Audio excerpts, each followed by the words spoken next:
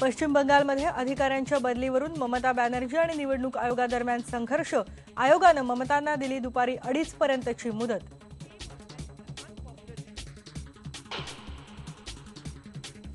विदर्भातल्या 10 जागांसाठी आज प्रचाराचा शेवटचा दिवस। येत्या 10 तारखेला होणार मतदान।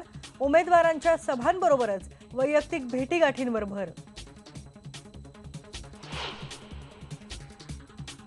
दिल्ली, उत्तर प्रदेश, बिहारसह 14 राज्यांमध्ये आज संपतोय प्रचार। विदर्भासह 91 ठिकाणी उमेदवारांची शेवटपर्यंत धावपळ।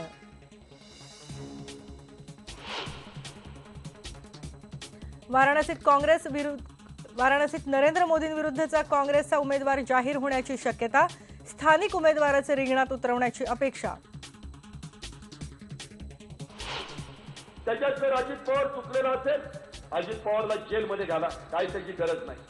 परंतु चुकलेलं नसताना त्या ठिकाणी कारण नसताना बदनामी करायची, अशा पद्धतीने आम्ही देखील खपून घेणार।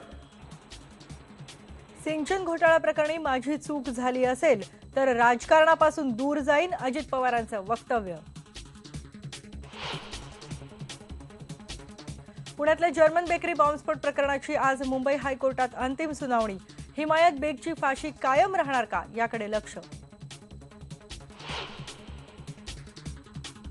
इंटरनॅशनल क्रिकेट काउन्सिलने आज बोलावली बैठक। बीसीसीआयचे माजी अध्यक्ष एन श्रीनिवासन यांच्यावरही होऊ शकते चर्चा।